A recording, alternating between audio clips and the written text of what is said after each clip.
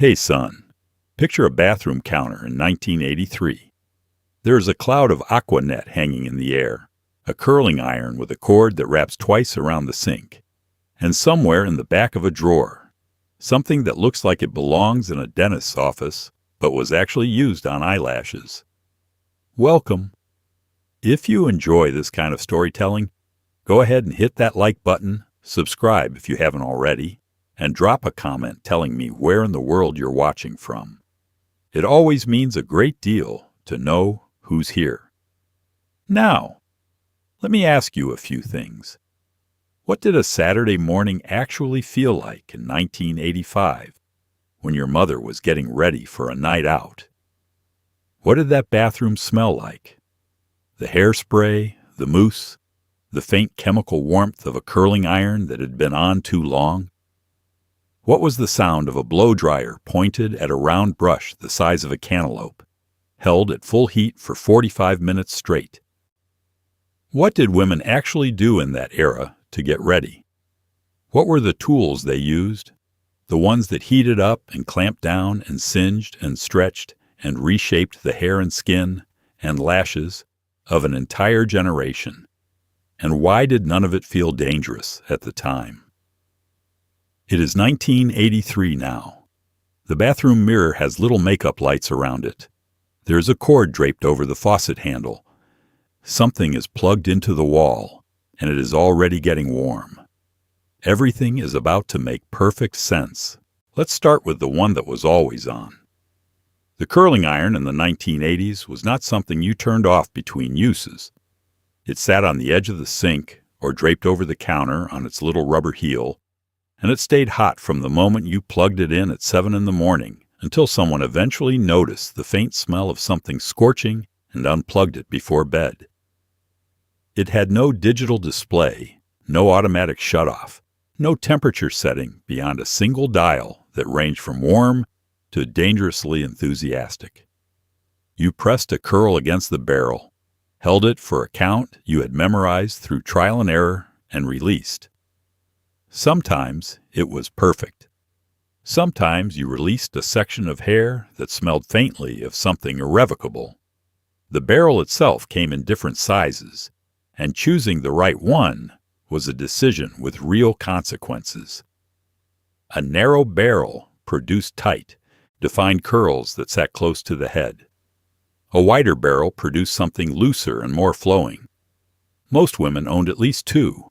One for the days when you wanted volume, and one for the days when you wanted drama. And on the days when you couldn't decide, you used both. They sat in a stand on the counter, or they didn't, and if they didn't, they lay directly on the laminate surface and left a faint oval mark that deepened over the months into something permanent. The cord was long and coiled and had a memory of its own. It knew where it wanted to sit, and it returned to that position regardless of how you arranged it. It draped over the faucet handle or looped around the soap dish, and you worked around it the way you worked around any obstacle that had been there long enough to become part of the landscape. You learned not to step on it. You learned which direction to pull it so it didn't knock the iron off the counter. The technique mattered. You sectioned the hair first, clipping the upper layers out of the way with a large plastic clip that left a small dent in the hair you would need to address later. Then you took a section from the bottom layer, maybe an inch wide, and wrapped it around the barrel starting at the midshaft and working toward the ends. Or starting at the ends and rolling up toward the root depending on what you were after. You held the end of the section with your fingers, close enough to the heated barrel that the backs of your fingers learned to move quickly. You counted 10 seconds, 15, 20 if you wanted it to hold through an evening. There was a particular smell when you held a section too long. It was not quite burning and not quite toasting, but somewhere between the two. A warm, slightly acrid note that hung in the bathroom for a few minutes, and that anyone who grew up in or near a bathroom in the 1980s would recognize without being able to name it. Most women learned to distinguish this smell from the ordinary smell of the iron running hot, and most women developed the reflex to release immediately when they detected it, though not always in time.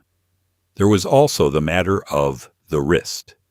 Curling an entire head of hair required keeping the iron elevated and maneuvering it at multiple angles for 30 minutes or more.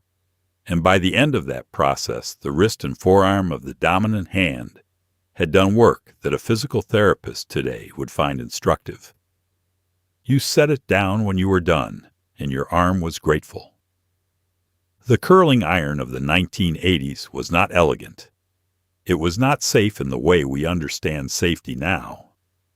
But in the specific context of that bathroom, at that hour, with the radio on and the mirror lit and the whole ritual of preparation underway, it was indispensable. It was the tool that shaped the decade's silhouette, one held section at a time, and the women who used it knew exactly what they were doing. Most of the time. It is mid-decade now, and someone in your neighborhood has discovered the crimping iron. It looked like a waffle iron that had been scaled down to the size of a sandwich press, with two metal plates etched in a zigzag pattern that, when pressed together around a section of hair, produced a texture that had never existed in nature and would never exist again after 1989. You clamped it down, held it, moved it an inch, clamped again, section by section, until your entire head had been transformed into something that resembled a freshly raked Zen garden. It took 40 minutes. It lasted a full day. And at the time, it looked extraordinary. The crimping iron arrived in most households as a gift or a discovery, rarely a deliberate purchase. Someone received one for a birthday. Someone found one on a shelf at the drugstore and read the box with genuine curiosity. Someone's older sister brought one home from college and left it plugged in on the bathroom counter. And that was how you learned it existed. The box usually featured a young woman with a full head of crimped hair looking at the camera with an expression that could only be described as satisfied, and the expression was warranted because the crimped style photographed beautifully in the flat, bright light of the decade. The plates heated quickly, faster than a curling iron, and they signaled readiness not with a light or a sound, but simply by being hot enough when you touched them briefly with a damp fingertip, a testing method that was both effective and instructive about the temperatures involved. You sectioned the hair in the same way you would for curling, working from the bottom layers up, and you placed each section between the plates and pressed the handles together. The resistance of the hair against the plates was satisfying in a specific way, like pressing something into clay and lifting it to see the impression. The pattern was uniform and mechanical, and that was precisely the appeal. Each section came out with the same tight rhythmic wave, and when the sections were laid together, the effect was a kind of dense three-dimensional texture that caught the light differently depending on the angle. Under the overhead light of a bathroom, it looked structured. Under the colored lights of a Friday night, it looked alive. Undoing a crimp was a commitment. The texture did not brush out easily without becoming a wide, diffuse frizz that required its own management. Most women who crimped chose to leave it until the next wash and simply worked with it over the following day. It softened slightly overnight, which produced a second-day version of the style that some people preferred to the original. It had a looser, more effortless quality by the second morning, as though it had happened naturally, which was a quality the decade admired in hair and in very little else. There was also the question of partial crimping. Some women crimped only the underlayer, leaving the surface smooth, so that the texture was visible only when the hair moved. Some crimped the ends only, beginning halfway down the length, for something that blended into a wave rather than beginning at the root. These were stylistic decisions made with real deliberation, discussed in the school hallway and at the salon and in the beauty section of magazines that ran instruction photographs showing the iron in use at each stage. The crimping iron disappeared gradually and then all at once. By the early 1990s, it had become the kind of thing that sat in the back of a bathroom drawer, not thrown away, but not used, waiting. It had a moment that was genuinely its own, a specific window of years when the texture it produced was not a curiosity, but an aspiration. And if you were there for it, If you stood in a bathroom in 1986 and held a crimping iron and worked your way up from the nape of your neck to the crown, and then looked in the mirror, you know exactly what that moment felt like. You do not need anyone to describe it to you. There was a device in the beauty aisle that looked, at first glance, like a tiny pair of pliers designed by someone who had never seen a human face. The electric eyelash curler heated up to a temperature that required a warning on the box, and you were supposed to hold it against your open eye, pressing the curved heated clamp against the base of your lashes, and hold it there for several seconds. The idea was that the heat would set a curl into the lashes, the same way a curling iron set a curl into hair. The reality was that you were holding a warm metal clamp approximately 1 centimeter from your cornea and trusting the engineering of a device that cost $4 at the drugstore. The non-electric eyelash curler had been around for decades before this. It was a purely mechanical device, a hinged clamp with a rubber pad that you pressed against the base of the lashes and held for a count of 10. It worked reasonably well. The curl it produced was temporary, lasting through the morning or through the day depending on the lash and the humidity. But it was enough to create the wide, open-eyed look that foundation-level makeup required. The electric version was meant to solve the problem of the curl not lasting by applying heat in addition to pressure to set the shape more permanently into the lash. The device warmed up in a minute or two and had a small indicator light, usually red, that told you it was ready. You held it the same way you held the mechanical version, at the base of the upper lashes, and you pressed the heated clamp gently closed. The warmth was noticeable, but not under normal circumstances painful. The key phrase there is under normal circumstances, because the curler required a steadiness of hand and a stillness of body that could be disrupted by any number of things, including a sudden noise, a cat, a door opening, or simply the ordinary involuntary movements that the human body makes when it is trying very hard to stay still. The lashes, when released from the heated clamp, held their curl with much greater persistence than the mechanical version produced. This was genuinely effective and was the device's legitimate selling point. A woman who used the electric curler at 7 in the morning could expect her lashes to remain lifted through the afternoon, which was not something the mechanical version reliably promised. Mascara was applied after, always after. This was specified in the instructions with an emphasis that suggested someone had learned this sequence through experience. You applied the mascara in upward strokes from the base of the curled lash to the tip, building coverage in 2 or 3 coats, and the combination of the curl and the mascara produced the full, defined lash that was central to the decade's eye makeup aesthetic. The lashes pointed upward and outward. They were visible from a conversational distance. They announced themselves. The ritual of eye makeup in the 1980s was, taken as a whole, one of the more time-intensive elements of the morning routine.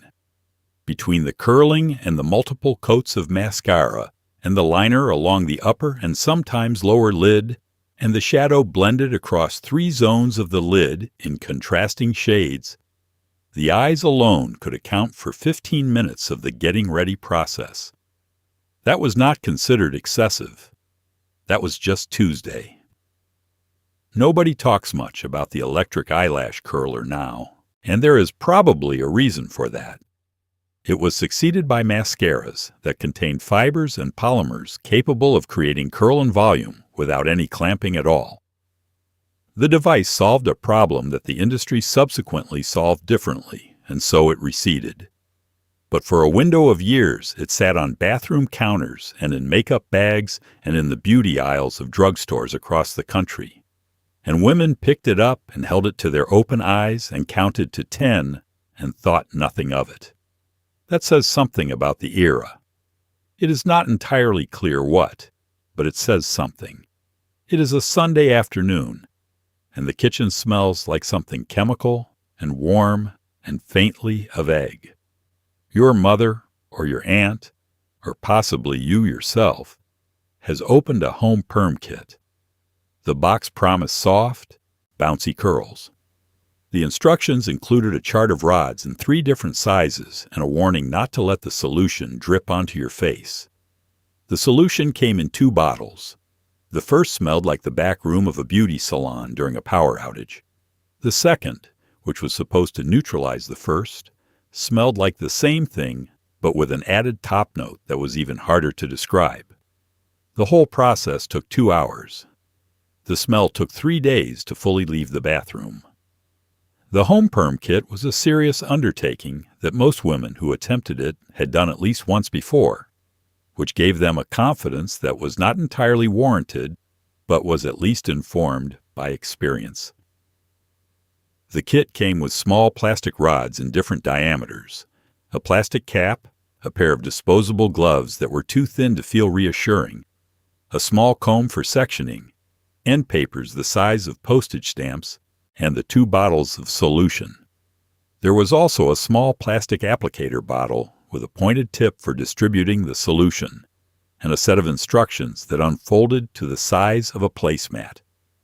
You read the instructions even if you had done it before, because the instructions contained warnings that felt worth reviewing. Do not use undamaged or previously colored hair without consulting a professional. Perform a strand test 48 hours in advance. Keep away from eyes. Do not leave solution on longer than the indicated time. The indicated time varied by hair type, from fine and resistant to coarse and resistant, and determining which category your hair fell into was itself a small act of judgment that the instructions could only guide you so far on. The winding was the longest part. You section the hair carefully, clipping away everything you were not yet working on, and then you took each section, laid an end paper over the tips, placed the rod at the ends, and rolled it upward toward the scalp with an even, firm pressure that kept the rod from loosening. The rod was then secured with a plastic pick or a band, and you moved to the next section.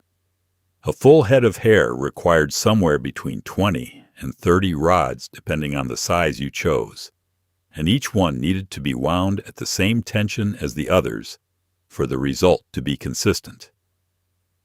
Then the first solution went on. You squeezed it from the applicator bottle onto each wound rod, saturating it, and the smell arrived immediately and fully. It was ammonium thioglycolate, the chemical compound responsible for breaking the protein bonds in the hair shaft, so they could be reformed around the shape of the rod. The chemistry was straightforward. The experience of sitting under a plastic cap in a kitchen in the middle of a Sunday afternoon while your hair processed was something else entirely. You set a timer. You waited. You turned on the television, or looked out the window, or talked to whoever was in the room, and the smell settled into the curtains and the couch cushions and the fibers of your clothing. The neutralizer went on after the rods were checked and the processing was complete, and it worked quickly, and then the rods came out, and the hair was rinsed, and for a few minutes it was uncertain and flat and plastered to your head, and you were not sure it had worked. Then it dried, and if everything had gone correctly, the curl was there, full and springy and exactly what the box had shown. And if something had gone slightly off, you knew that too, because the mirror told you immediately and without sympathy. The smell lingered regardless of the outcome. It was in your hair for 2 or 3 washes, fainter each time, and in the bathroom for a week, and in the memory of everyone who was in the house that Sunday afternoon, for considerably longer than that. Let's talk about the blow dryer, not the sleek, lightweight tool that hangs in bathrooms today. The 1980s blow dryer was heavy. It was bulky, often harvest gold or avocado green, or a shade of off-white that had started as something brighter. It had 2 settings, off, and the kind of heat that made the air in front of it shimmer. The cord was long and stiff, and had a tendency to wrap itself around your wrist while you worked. You held it with one hand and wielded a round brush with the other, and if you were doing it correctly, both arms were raised above your head at full extension for the duration of a process that could run 30 minutes on a thick head of hair. The wattage of the standard household blow dryer increased steadily through the decade. Early models ran at around 1,200 watts. By the mid-'80s, 1,500 was common, and some models reached 1,800. More watts meant more heat and more airflow, which meant faster drying and more volume. And volume was the decade's fundamental hair aspiration. The dryers that produced the most heat were the most desirable, even though more heat also meant more potential for damage. A trade-off the decade accepted without extensive deliberation. The concentrator nozzle was an accessory that came with some dryers and could be purchased separately for others.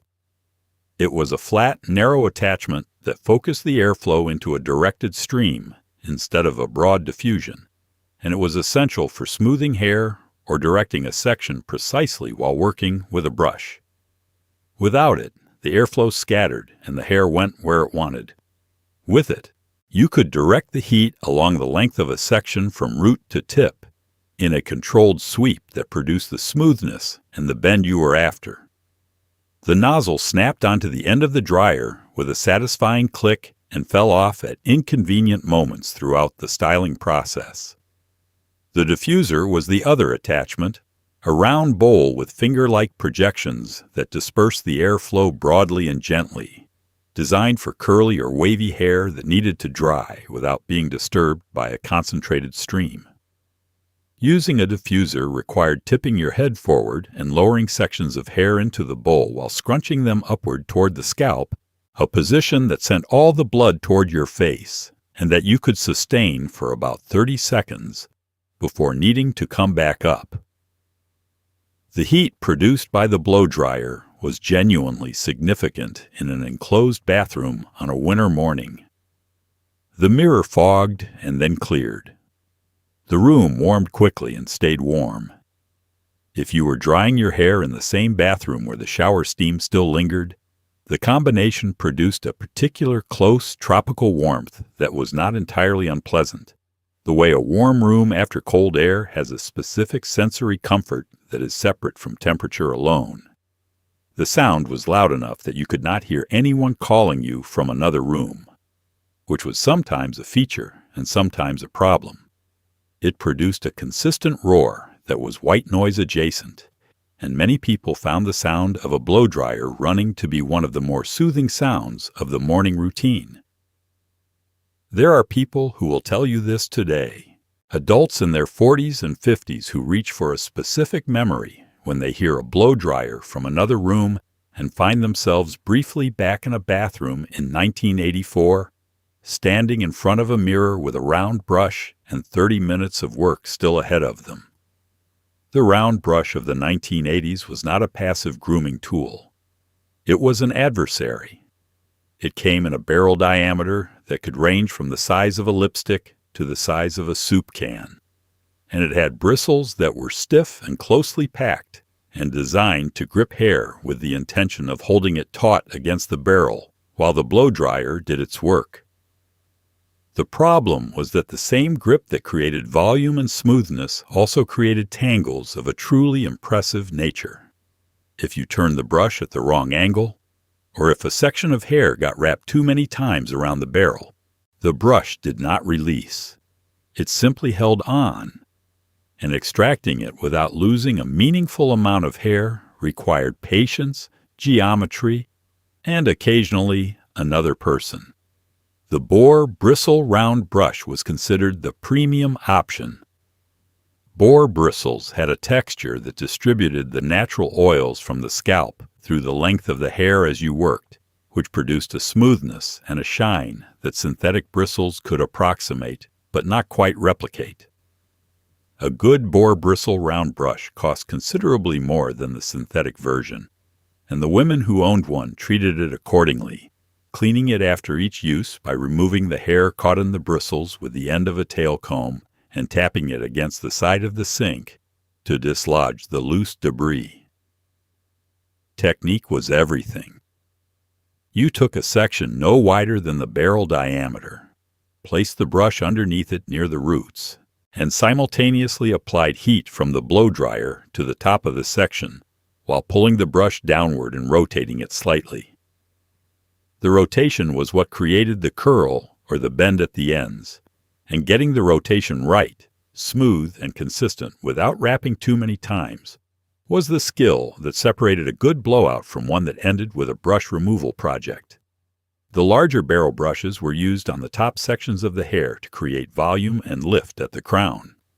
You placed the brush at the root, rolled the hair up onto the barrel, pointed the blow dryer directly at the wound section, held it until the hair was fully dry, and then slowly unrolled the brush while the section was still slightly warm. The slight warmth was important. If you unrolled too soon, while the hair was still hot, the curl relaxed before it could set. If you waited until the hair was cool, the curl was already set and unrolling required more care.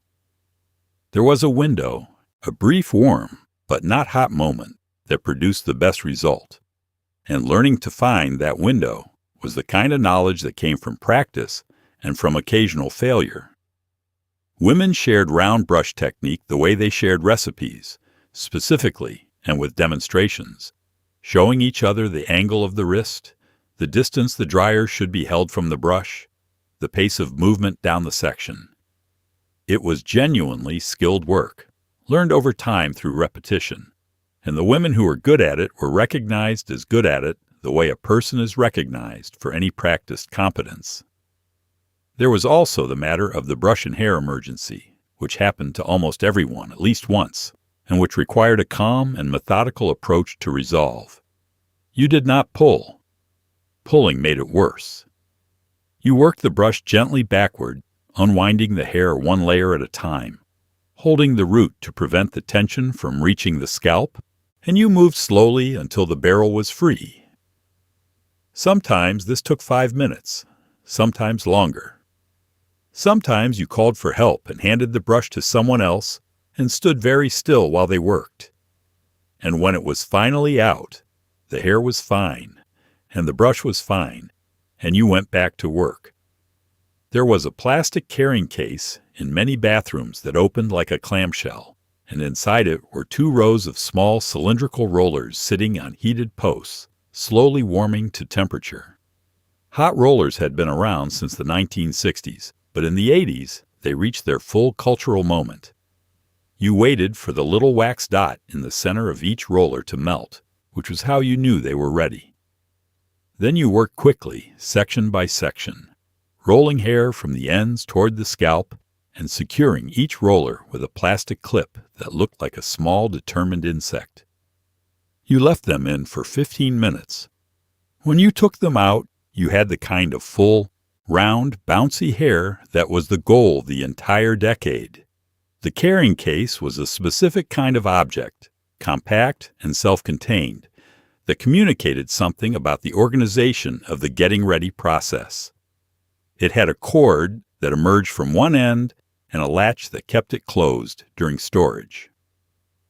When you opened it on the bathroom counter, the heated posts were arranged in 2 or 3 rows, and the rollers sat on them like small passengers on a very orderly bus. The case itself grew warm as the rollers heated, and the underside of it could leave a faint heat mark on a laminate counter if you left it in one place too long, which most people did. The rollers came in multiple sizes, and choosing which size to use were required a quick mental map of the result you were after.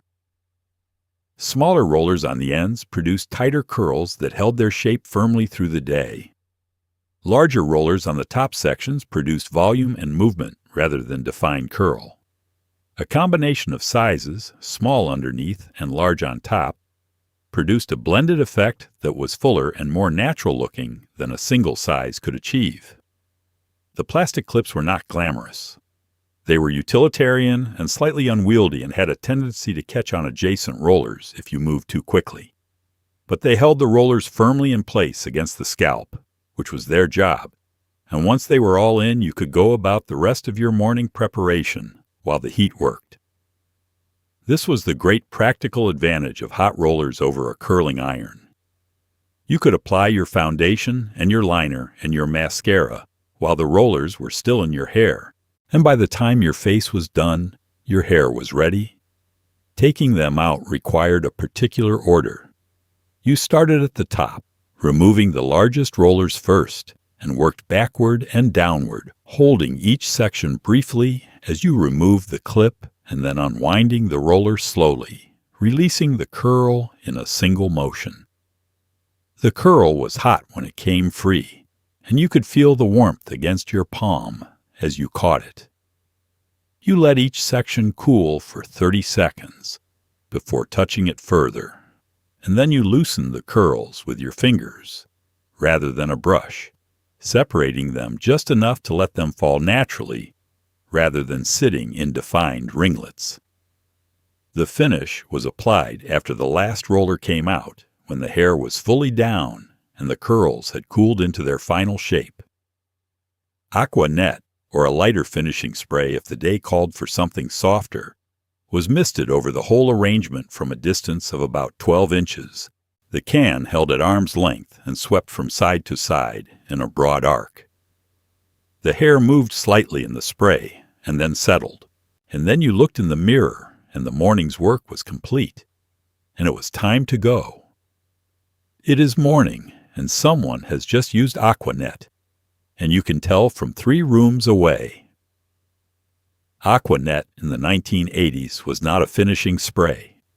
It was a structural sealant. It came in a purple can with lettering that conveyed a sense of industrial confidence, and it dispensed a fine mist that, when applied in the quantities the era demanded, created a visible haze in the air around the user. The smell was sharp and chemical, and not unpleasant in the specific way that certain chemical smells become associated with particular memories. It dried within seconds into something that was not quite hard and not quite soft, but that could hold a teased and lifted hairstyle against wind, rain, humidity, and the passage of hours.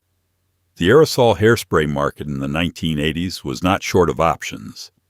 There were lighter sprays and firmer sprays, and flexible hold sprays that promised movement without stiffness. There were sprays in pink cans and white cans and silver cans, sprays that smelled of synthetic florals, and sprays that smelled of almost nothing at all. But Aqua Net occupied a particular position in the hierarchy that was less about marketing and more about reputation.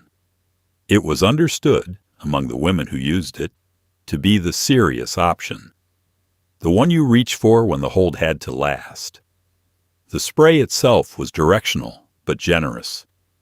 You held the can at the recommended distance, usually about a foot from the hair, and depressed the nozzle in a sweeping motion that distributed the mist broadly.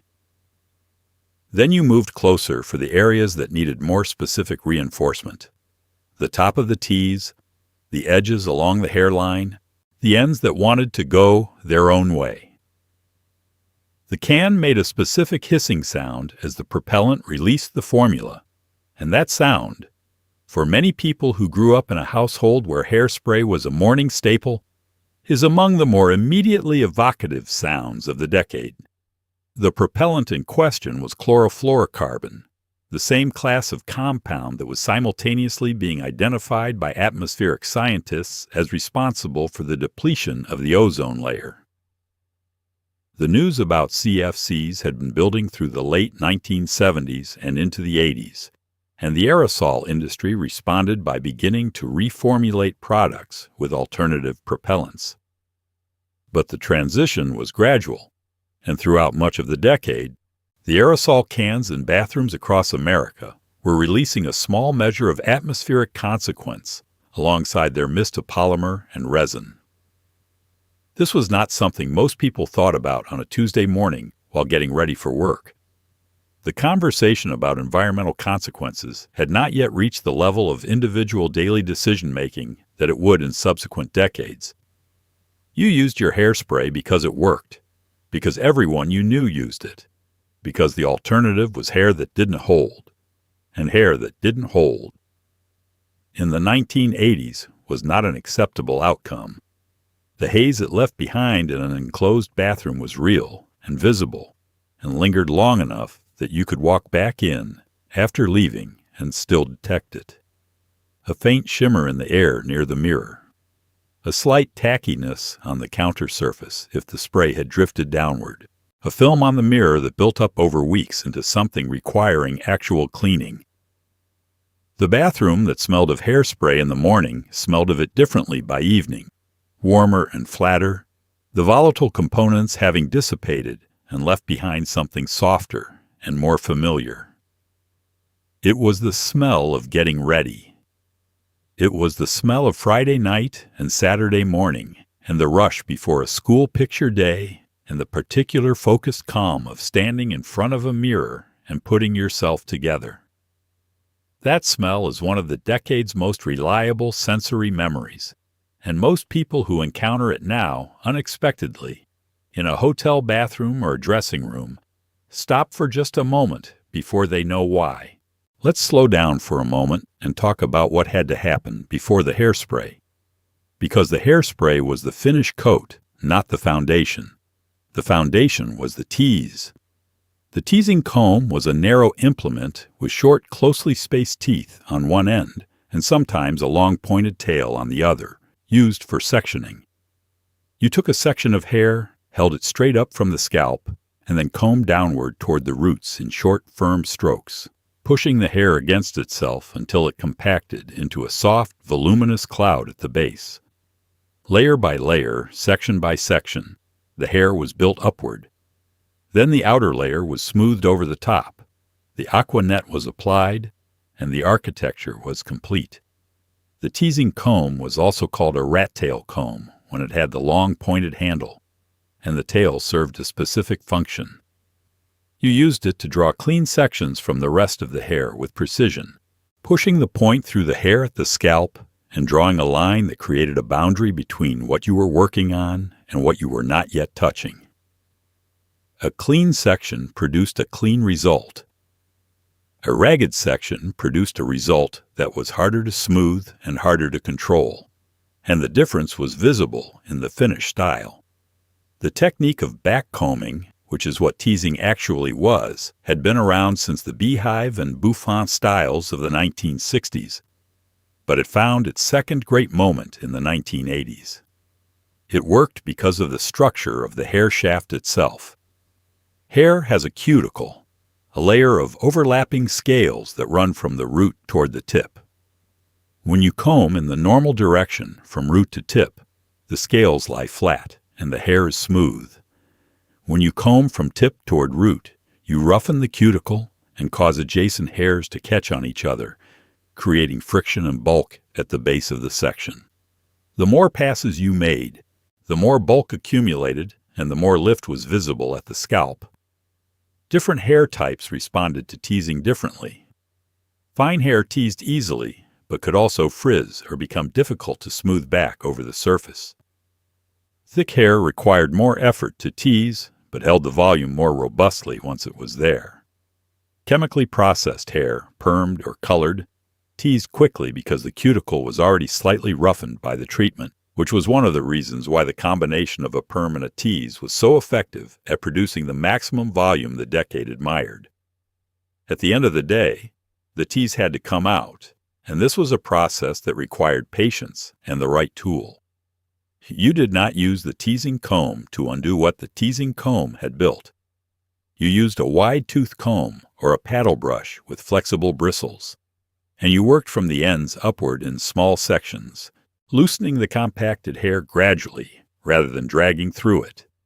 If you had used a significant amount of hairspray, you might also need to wet the hair slightly to soften the hold before you could comb through it without significant resistance. The ritual of the end-of-day brushing out was a kind of reversal of the morning's construction, a dismantling of the architecture section by section, and there was something almost meditative about it if you approached it with the right disposition. The day was done, the structure was no longer needed, and you were returning the hair to its natural state, ready to be rebuilt in the morning according to whatever the next day required. It is the kind of quiet that is harder to find now, when the getting ready process has become faster and the products more efficient and the ritual shorter. But something of value lived in those unhurried minutes at the mirror, building and unbuilding, morning and night. There was a device shaped like a small plastic bowl with a cone-shaped hood that sat on bathroom counters in the 1980s, and its purpose was to direct a focused stream of warm steam at your face. The facial sauna. You filled the reservoir with water, turned it on, and lowered your face into the opening, resting your chin on the edge of the bowl and letting the warm mist rise up around your cheeks and forehead. The idea was that the steam would open your pores, which would then release whatever they were holding, and you would emerge clearer and more luminous. You stayed there for 10 minutes with your face inside, a plastic hood full of warm water vapor, fogged and warm and quiet, while the rest of the bathroom went about its business. The concept behind the facial sauna was not entirely without merit. Warm steam does soften the material in pores and makes extraction easier, which is why facial steamers are still used in professional skincare settings today.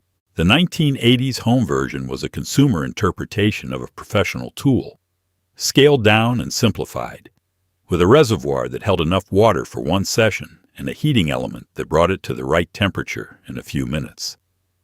The steam that came up through the cone was warm, but not hot enough to cause discomfort unless you pressed your face too close to the opening, which the instructions cautioned against.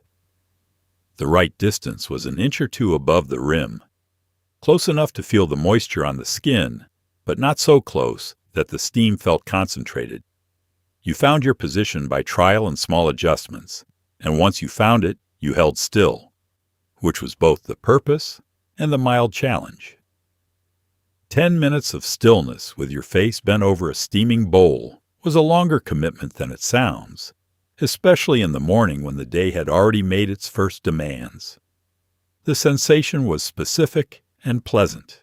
The warmth gathered across the forehead and the cheeks and the nose in a way that was different from the warmth of a hot room or a warm towel. It was targeted and moist, and had a slightly mechanical quality from the hum of the heating element beneath the bowl. The mirror above the sink fogged completely within the first minute, so you could not see yourself even if you lifted your head, which removed one of the usual preoccupations of the bathroom entirely. After the steam, the instructions recommended using a gentle cleanser while the pores were still softened, and then a toner, and then a moisturizer in that order. The product industry of the decade was extremely interested in the three-step skincare routine, which was a simpler ancestor of the multi-step routines that skincare enthusiasts follow today. The toner in particular was a product that has since been reconsidered. Many of them contained a significant percentage of alcohol, which was understood at the time as clarifying and at a later time as drying and disruptive to the skin's natural barrier. You applied it with a cotton ball. It smelled sharp. Your face felt tight afterward, and the tightness was interpreted as cleanliness. The facial sauna was a device that belonged to a particular philosophy of beauty, one that believed in the ritual as much as the result. It took time. It required preparation. It asked you to stop what you were doing and simply sit with the warmth for 10 minutes, which was not nothing, even if the clinical evidence for its benefits was more modest than the packaging suggested. There was a care in it, an attention to the skin as something requiring regular, deliberate maintenance that was genuine and not misplaced, even when the specific methods were imperfect. That intention is worth recognizing. The ritual of pausing and attending to yourself, quietly in a warm room, is one that any era could stand to practice a little more. It is the middle of the decade now, and eyebrows have become something that needs to be managed. The ideal brow of the 1980s was thin, not subtly shaped, but genuinely thin. A single arched line that sat high above the eye with very little substance between it and the hairline. Achieving this required a pair of slanted-tip tweezers and a level of commitment that, from the vantage point of decades later, reads as something close to bravery. You stood close to the mirror with the bathroom light on and worked systematically, hair by hair, pulling downward and inward until the brow had been reduced to an approximation of the shape you had seen in a magazine. It hurt each time. You did it anyway. The tweezers themselves were a simple tool with a long history, but the 1980s gave them a specific cultural assignment that they had not previously held to quite the same degree. Earlier decades had shaped the brow as well. The 1930s in particular had produced some of the most dramatically thin and drawn brows in the history of cosmetics, penciled in a high arc over a nearly bare brow bone. The 80s version was different in character. It was not theatrical in the same way. It aimed for something that looked natural, or at least naturally tidy, which meant a brow that had clearly been shaped, but that did not announce itself as drawn on. The slant-tip tweezer was preferred over the pointed tip because the angled edge could grip a single hair cleanly without pinching the skin alongside it. The pointed tip was useful for ingrown hairs and precision work on very fine baby hairs at the edge of the brow. But for the main body of the shaping, it was unwieldy. Most bathroom drawers in the decade contained at least one of each, along with one that had been dropped on the tile often enough that its tips no longer met precisely, which rendered it nearly useless, but which nobody threw away. The process of shaping a brow from scratch, if you were doing it for the first time or recovering from a period of neglect, took longer than maintenance shaping and required more decision-making. You needed to determine where the brow should begin, which was roughly above the inner corner of the eye. You needed to determine where the arch should fall, which was roughly above the outer edge of the iris when the eye was looking straight forward. And you needed to determine where the brow should end, which was roughly at a diagonal from the outer corner of the eye. These were the classic guidelines, published in beauty magazines with illustrated diagrams, and they were followed with varying degrees of precision by women who were working in bathroom mirrors without a second opinion. What nobody fully understood at the time, or at least what nobody was widely saying, was that the hair follicle in the brow is not infinitely renewable. Pluck a hair often enough, and the follicle eventually stops producing. This is why so many women who shaped their brows aggressively in the 1980s found, by the time the following decade arrived with its fuller brow ideal, that the hairs they wanted back were simply not returning. The follicles had given up. What had been shaped into the thin 80s arch had become, without anyone intending it, permanent. Pencil became necessary, not as an enhancement, but as a replacement. This is one of the more poignant small stories of the decade's beauty culture. Women who were following the standard of their time, doing exactly what the magazines and the cosmetic industry and the general cultural consensus told them was correct and desirable, made a change to their faces that could not be fully reversed. The brow of the 1980s was not just a style choice. For many women, it was a permanent one. An understanding that now, from the distance of decades, gives the ordinary act of standing at a bathroom mirror with a pair of tweezers a weight it did not seem to carry at the time. Let's talk about the home waxing kit.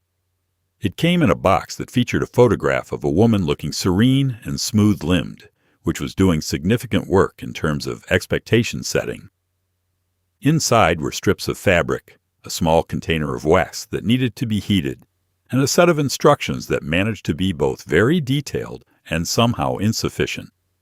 You heated the wax, applied it in the direction of hair growth with a wooden stick, pressed the strip down firmly, smoothed it with your palm, and then pulled it back sharply against the direction of growth. The instructions made this sound quick and clean. The reality involved a brief pause before the pull, during which you understood that there was no going back. The wax itself came in two forms, depending on the kit. Soft wax, which was the more common home version, required the fabric strip to remove it and was the kind most home kits contained. Hard wax, which was used more in professional settings, dried on its own and was peeled away without a strip. The home kit soft wax needed to be warmed to a specific consistency, thick enough to adhere to the hair, but fluid enough to spread in a thin, even layer. Too cool, and it went on thick and dragged. Too warm, and it spread too thin and dripped, and a drip of hot wax landing somewhere you had not intended it to land was an experience that clarified the instructions very quickly. The heating method for the wax varied by kit. Some came with a small electric warmer that looked like a miniature slow cooker and that heated the wax to a consistent temperature over the course of about 20 minutes.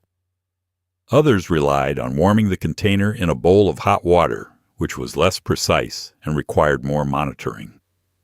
The microwave was sometimes suggested as an alternative, which produced results that were fast and occasionally uneven in ways you discovered on application rather than before it. The leg was the standard territory for home waxing, and it was logistically straightforward if you were flexible enough to reach all of the relevant surfaces. You sat on the edge of the bathtub or on a towel on the bathroom floor, and you worked in sections, applying wax to a strip-sized area, pressing the cloth strip down with firm, overlapping strokes in the direction of growth, and then pulling. The pull needed to be fast and parallel to the skin surface rather than upward, which was a mechanical detail that the instructions emphasized and that your instincts in the moment sometimes contradicted. The brow was a separate and more advanced application of the same principle. Some kits included smaller pre-wax strips specifically for the face, which were narrow enough to use on the area above the lip or between the brows. The pre-wax strips required only body heat to activate, which you applied by rubbing the strip between your palms for 15 or 20 seconds. They were less powerful than the heated wax, but adequate for the fine facial hair they were designed to address. And they had the advantage of not requiring any heating equipment, which made them portable and popular. The aftercare was its own set of steps. The residual wax that remained on the skin after the strip was removed did not come off with water and required the oil-based remover that better kits included.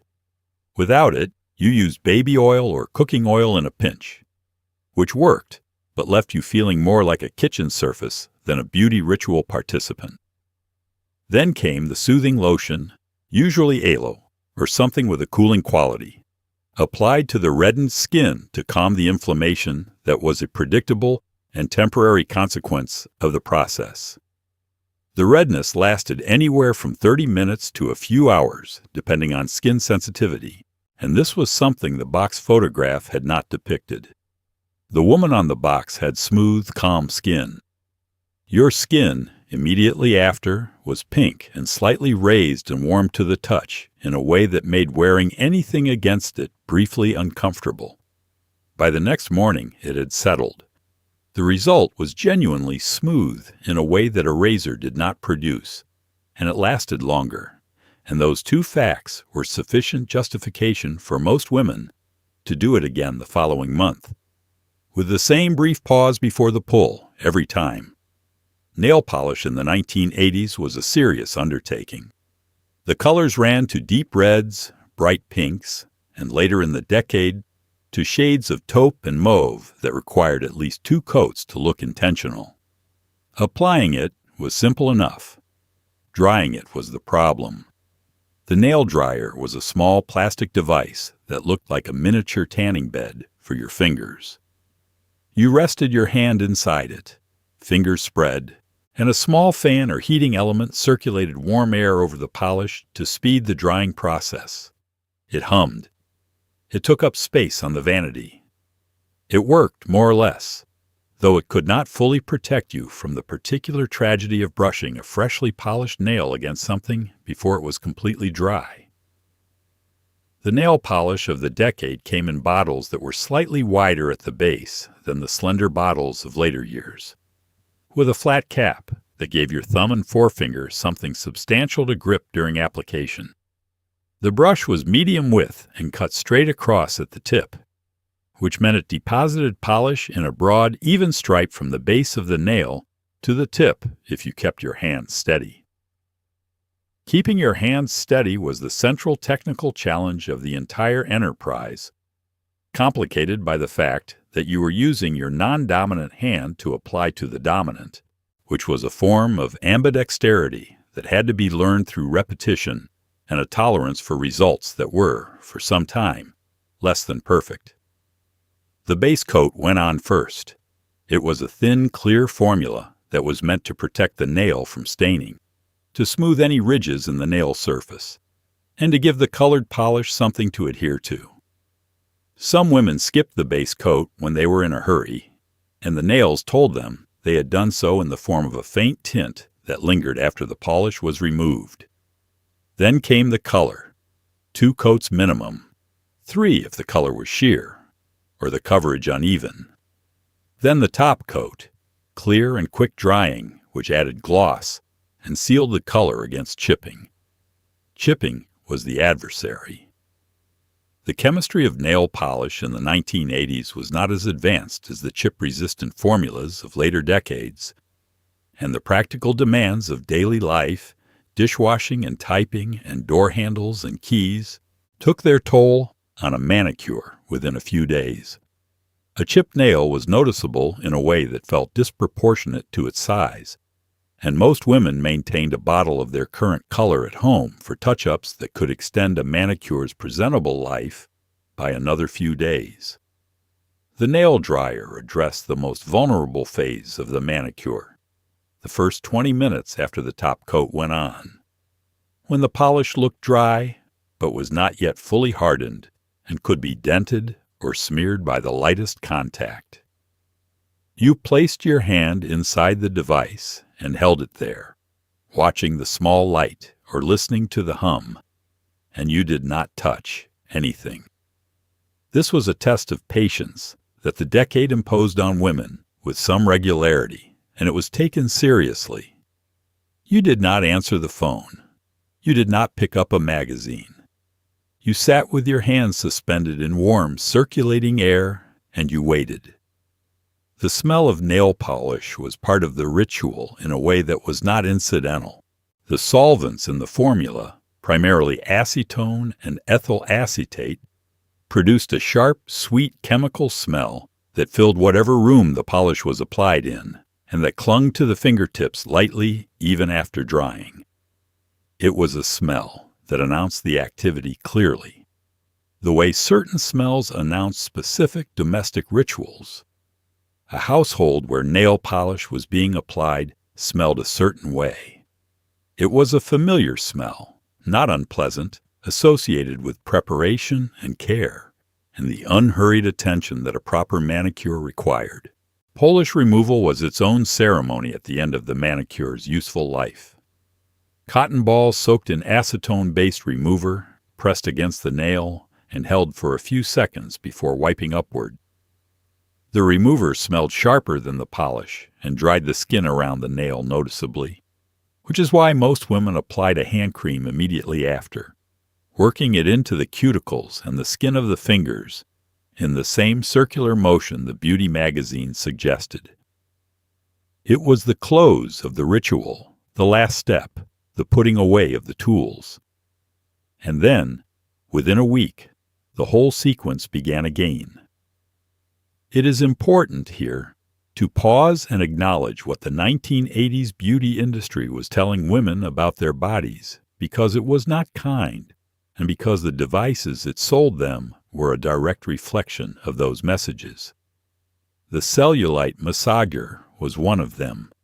It was a handheld device, usually with a textured rolling head or a series of small nodes, that was supposed to be used in firm circular motions over the thighs and hips. The idea, as it was marketed, was that the friction and pressure would break down the fat beneath the skin and improve its texture. None of this was supported by evidence. The device sold widely anyway, because the magazine ads that ran alongside the products had spent years convincing women that there was a problem requiring a solution. The word cellulite itself, as a term describing the dimpled texture of skin over fatty tissue, had entered mainstream American usage in the 1970s, imported from French beauty culture through a series of magazine articles and eventually a book that described it as a specific medical condition distinct from ordinary body fat and requiring specific treatment. This framing was commercially convenient because it transformed a normal feature of female anatomy into a diagnosable problem with a product category attached to it. By the 1980s, the word was in wide circulation and the product category it had generated was substantial. The massager was one of the more modest entries in this category. Others included creams containing caffeine or aminophylline, which were claimed to penetrate the skin and act on the underlying tissue. Others included thermal wraps, garments made of materials that trapped body heat during exercise and were supposed to increase local fat metabolism. Others included electrical stimulation devices, electrode pads attached by wires to a small battery-powered unit that were placed over the skin and sent a mild current through the underlying tissue. The mild current caused the muscles beneath to contract involuntarily, and this was described as passive exercise. The massager required active effort rather than passive waiting. You applied it in the morning or the evening, before or after a shower, usually to damp skin or over a cream or oil that reduced friction. You worked in the prescribed circular or upward sweeping motions, pressing firmly enough to feel some resistance from the tissue beneath. The instructions usually recommended sessions of 5 to 10 minutes per area, repeated daily for best results. Best results was a phrase that was doing considerable work in the marketing of every product in this category, because the results it pointed to were modest at best and non-existent at worst, and the evidence base was, to put it charitably, thin. What the massager actually did was increase local circulation temporarily, producing a warm, flushed feeling in the skin that lingered for a few minutes after use. The skin looked slightly redder and felt slightly warmer, which could be interpreted as something happening, and the interpretation of something happening was important to the ritual's continuation. You kept using it because you could feel it working, even though what you were feeling was a temporary circulatory response rather than any structural change in the tissue beneath. The women who used these devices were not naive. They were operating within a culture that was organized with remarkable thoroughness and from multiple directions simultaneously around the idea that the female body was a project requiring constant maintenance and improvement. The magazines, the television advertisements, the fashion industry, the diet industry, and the beauty industry all participated in this organization, and the result was an environment in which the purchase of a cellulite massager was not an act of gullibility, but an entirely logical response to the messages a woman received every day about what her body was supposed to look like and what it currently lacked. Understanding that does not require condemning the decade. It requires seeing it clearly. There was a mirror in the bathroom that had a regular side and a magnifying side, and the magnifying side was where things got serious.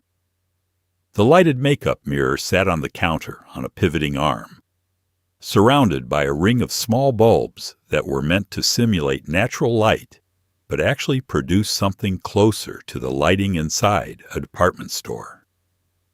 You use the regular side for most things. You use the magnifying side for the work that required precision, the liner that needed to go along the waterline, the mascara that needed to coat each lash individually, the concealer that needed to be tapped into place over something that had appeared overnight and needed to not be visible at the office. The magnifying side was typically 5 times magnification, sometimes 10, and the experience of looking into it for the first time was always a mild recalibration. Details that the regular mirror did not render were fully present in the magnifying side. Individual pores, the fine hairs along the jaw that a razor or tweezers had not yet addressed, the exact boundary between the lip and the surrounding skin, which turned out to be considerably less defined than you had imagined. The magnifying mirror showed you your face, the way a close and unhurried observer would see it, and that perspective was useful for certain tasks and unnecessarily comprehensive for everyday purposes. The bulbs around the mirror's perimeter were usually incandescent in the earlier part of the decade, producing a warm, slightly yellowish light that was flattering in the sense that yellow warm light is flattering to most skin tones, and unrepresentative in the sense that most real-world lighting is not warm yellow. You applied your makeup in the warm light of the bathroom mirror and then stepped outside into the cool, flat light of an overcast morning and discovered that the blush you had applied, which had looked appropriately flushed in the bathroom, read slightly differently under the sky. This was a known and accepted problem with no complete solution, just experience and adjustment. The arm of the mirror was adjustable, articulating outward from the wall mount or the standing base on a telescoping or hinged mechanism that let you bring the mirror as close as necessary for fine work. For liner application, you brought it close enough that you could rest your elbow on the counter and steady your hand against your face, which was the steadiest possible position for work that required a line thin enough to sit along the inner rim of the lid without spreading. The waterline liner was the most demanding application in the morning routine, requiring the eye to be held open against the instinct to close it, the pencil or brush to be positioned on the inner rim of the lower lid, and a hand so steady that neither the pencil nor the eye moved during the contact. Eyeshadow application in the decade required 3 shades at minimum, and the placement of each shade was specific. A lighter shade covered the entire lid, from lash line to brow. A medium shade was applied to the crease and blended upward. A darker shade was applied to the outer corner and the lash line. The blending between these zones was what distinguished a finished result from an unblended one, and blending required a clean brush and a particular circular buffing motion applied at each boundary until the transition was invisible. The magnifying mirror made the blending more visible and therefore more manageable, showing you exactly where the edges were and whether they had been adequately softened. The lighted mirror was a tool that communicated something about the relationship between self-presentation and attention. It said that getting ready was worth doing carefully, that the details were visible and therefore worth addressing, that a woman's face, prepared for the day, was something she assembled deliberately rather than something that simply was what it was. There is something in that philosophy that can be held too tightly, in the way the decade sometimes did, and something in it that is simply about taking the time to pay attention to yourself, which is never entirely without value. Let's step into the shower for a moment, or rather just outside it, because in the 1980s, if you had done your hair that morning, you were not washing it again at night. That was not how it worked. The hair had been blow-dried and teased and sprayed, and it was meant to last, possibly into the following day, with some light restyling in the morning. The shower cap was not a backup plan. It was an essential piece of equipment. It came folded in a small plastic envelope, usually in a color that matched nothing, with an elastic band that was firm enough to keep water out, but not so firm that it left a visible line across your forehead that you would then need to address. The relationship between hair washing and the shower cap was shaped by a set of hair care beliefs that were current in the decade and that have since been significantly revised. The prevailing understanding was that hair should not be washed every day. That daily washing stripped the natural oils from the scalp and the shaft and left the hair dry and prone to damage. Washing 2 or 3 times a week was considered appropriate, and a good style was expected to hold across at least 2 days with some maintenance. The shower cap made this possible by keeping the hair dry during the showers that fell between wash days. The caps came in several versions. The basic hotel-style cap, flat and folded and mounted a small disc inside its envelope, was the most widely available. It was disposable in theory, but reused in practice until it began to lose its elasticity or develop small tears near the band. The more substantial home version was thicker and more dome-shaped, and was designed to accommodate larger styles without flattening them, which was an important design consideration in a decade when the style you were protecting had significant vertical dimension and needed clearance. Putting the cap on was a quick motion that became automatic over time. You gathered the hair loosely at the top of the head, settled the cap over it, and pulled the elastic down over the hairline in a single smooth movement. The hair was enclosed. The elastic band sat along the forehead and the nape of the neck. Any sections that had escaped needed to be tucked back under the band, and if the style had significant volume, the dome of the cap sat off the head like a small translucent tent, which was not a look anyone was cultivating, but which accomplished its purpose. The shower underneath the cap was a different experience than a shower involving hair washing. It was faster in the way that any shower without the shampoo and conditioner and rinse sequence is faster.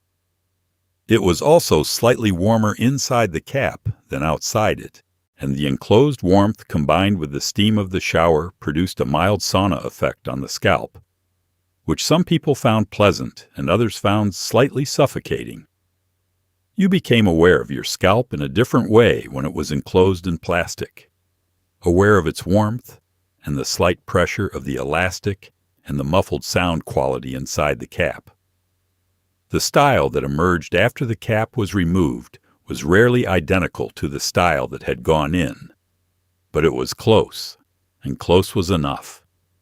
The hair might need a light refreshing with the curling iron on the sections that had flattened overnight, or a brief pass of the teasing comb over the crown to restore some of the lift the pillow had reduced. A light mist of hairspray sealed the restored style in place. The whole correction took 10 minutes, considerably less than a full wash and dry would have required. The shower cap made this possible. It was unglamorous and practical, and it served its function without ceremony, which put it in a category of objects the decade depended on heavily but thought about very little. There was a product sold in the 1980s that allowed a person to permanently wave their eyelashes.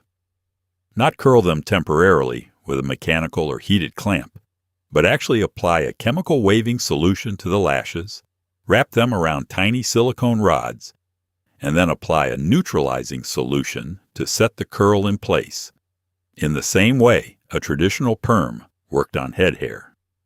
This process required you to apply a mildly caustic chemical to your eyelid, while keeping your eye closed, hold tiny rods against your lash line, wait for the chemistry to complete, and then apply a second chemical to stop the first one. People did this at home, in their own bathrooms, with kits purchased at the drugstore. The Lash Perm kit was a more specialized product than most of the items discussed in this particular tour of the decade's beauty tools, and it was not as widely used as the curling iron or the hot rollers. But it existed and was sold, and had a customer base of women who found the result, a semi-permanent upward curl in the lashes that lasted 4 to 8 weeks, appealing enough to justify the process. The appeal made logical sense.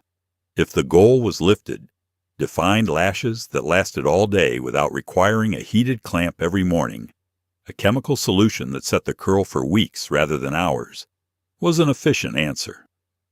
The silicone rods that came in the kit were very small, roughly the diameter of a pencil eraser but shorter, and they were the mechanism around which the lashes were wrapped to set the curl. You applied a thin layer of adhesive paste to each rod and pressed it against the lid just at the base of the lashes, and then you used a small tool included in the kit to fold the lashes up over the rod, smoothing them into place against the curved surface so they were aligned evenly and would wave in the same direction. This was the most technically demanding part of the process, done with your eye closed, working by touch and by the small mirror propped at an angle that let you see the outer edge of the closed lid. The first solution went on next, applied with a small applicator brush along the base of the lashes where they met the rod. You felt the solution as a slight coolness, and then a faint tingling, which was the chemistry beginning its work on the lash protein. The instructions specified a processing time of 8 to 12 minutes depending on lash thickness, and you waited with your eye closed and the rod still adhered to your lid, which was a position that required a specific kind of patient stillness. The neutralizer followed, applied in the same way, held for 5 minutes, and then everything was removed carefully with the damp cotton pads included in the kit. The lashes that emerged, if the process had gone correctly, curved upward from the root in a consistent arc that required no mechanical assistance to maintain. They looked without mascara, as though they had been curled that morning and had held. With mascara applied over them, they produced exactly the wide, open-eyed appearance that the entire eyelash management industry was oriented toward delivering. The risk in all of this was self-evident. You were applying chemical solutions in the immediate vicinity of your eye, with your eye closed, using your own hands, working from instructions printed in small type on a folded insert. The solutions were not benign, and misdirection of the applicator or excess solution running beyond the lash line was a possibility with real consequences. The kits carried warnings. The warnings were read. And then a significant number of women went ahead anyway, because the result they were after was available, and the process, if followed carefully, was manageable. That particular combination of risk and reward characterized a great deal of the decade's approach to beauty, and to a number of other things as well. Someone in a product development room in the early 1980s had an idea.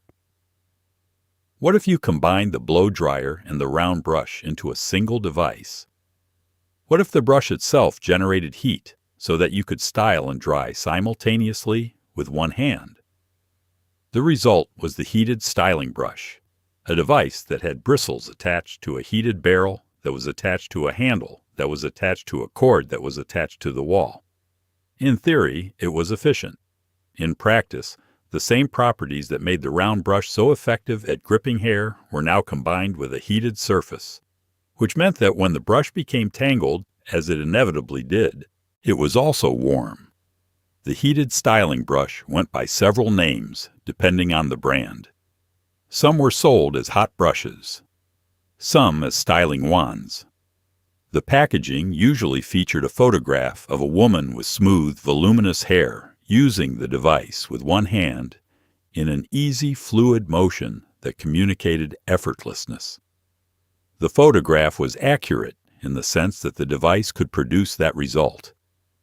It was somewhat less accurate in the sense that the effortlessness it depicted was the result of significant practice that the photograph did not show. The barrel heated to a temperature comparable to a curling iron, usually somewhere in the range of 300 to 350 degrees Fahrenheit at the surface. Though the bristles themselves conducted heat less efficiently than a smooth barrel, and the effective temperature at the point of contact with the hair was somewhat lower. The heat distributed through the bristles unevenly, which meant that some sections received more heat than others, depending on where exactly the hair was in contact with the barrel. This unevenness was not catastrophic, but it was noticeable in the finished result if you were comparing section by section. The single-hand operation was the genuine advantage. When using a blow dryer and a round brush together, both hands were occupied, and a third hand, if you had one, would have been useful for managing the sections you were not yet working on, which had a tendency to fall forward or to be pushed around by the dryer's airflow. The heated styling brush eliminated the dryer and freed one hand entirely, which you could use to hold a section taut, or to clip away the hair you were not yet working on, or simply to brace yourself against the counter if your wrist was getting tired. The hair that the brush tangled in was a matter of geometry and timing. If you rotated the brush too many times under a section, or if the section was too wide for the barrel, the hair wound around the barrel rather than laying against it, and the result was a cylinder of hair wrapped around a warm metal surface that was not, under any circumstances, going to release without assistance. The extraction process was the same as with the cold round brush, slow and patient and working backward. but with the additional incentive of doing it quickly enough that the heat did not compound the tangle into something worse.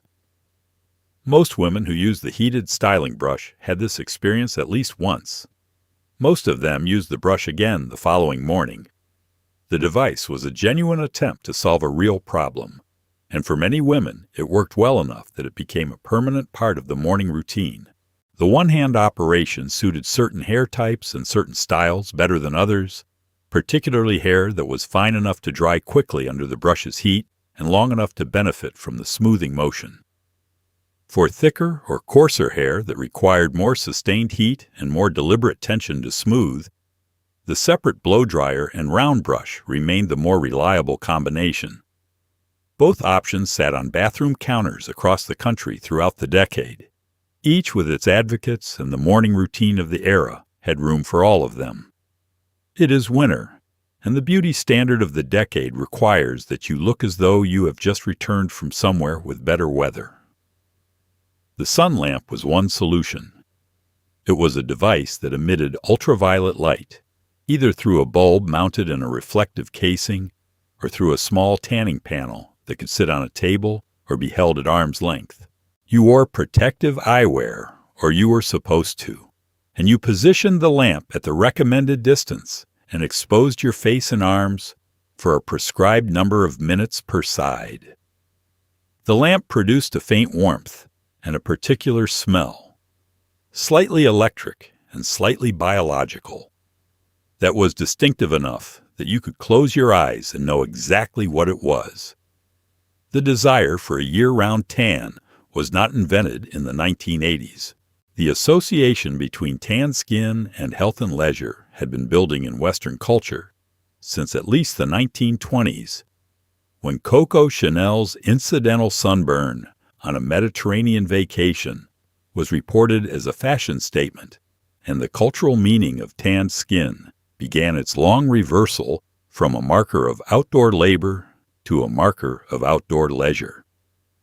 By the 1980s, this association was fully established, and the beauty industry had organized an entire product category around maintaining the appearance through the winter months when natural sun exposure was limited. The home sun lamp was the lower-cost, lower-intensity version of the tanning bed. It produced ultraviolet radiation sufficient to stimulate melanin production in the skin and produce a gradual tan with regular sessions of 10 to 15 minutes. 2 or 3 times a week. The recommended exposure times were printed in the instructions and increased gradually over the first few sessions as the skin built tolerance, in the same sequence recommended for tanning bed use. You started with shorter sessions and built up, which was presented as a safety measure and was accurate in the limited sense that it reduced the risk of burning in the early sessions while not addressing the cumulative risk of ultraviolet exposure over time. The protective eyewear was a small pair of goggles or a pair of opaque stickers shaped like pennies that you placed over your closed eyelids. The stickers were a more elegant solution in theory than in practice because they had a modest adhesive that held well enough for a session of 15 minutes, but that left a faint oval outline on the skin above the cheekbone if you pressed them firmly enough to stay in place throughout. Most women who used the sun lamp regularly became expert at positioning the stickers precisely in the spot that would produce the least noticeable outline, which was a form of spatial memory that developed through repetition. The tan produced by the home sun lamp was lighter than what a tanning bed produced, and lighter still than natural summer sun, which suited women who wanted color rather than depth, and who were using it as a maintenance tool between outdoor exposure rather than as a primary tanning method. Combined with a bronzing powder applied over the top, the subtle base the lamp provided was enough to give the skin a warmth in January that read, under most lighting conditions, as the remnant of a summer that had not entirely faded. What was not widely discussed at the time, though the research was available to those who looked for it, was the relationship between ultraviolet exposure and the long-term aging of the skin, and between ultraviolet exposure and skin cancer. The sunscreen industry existed, and dermatologists recommended protection.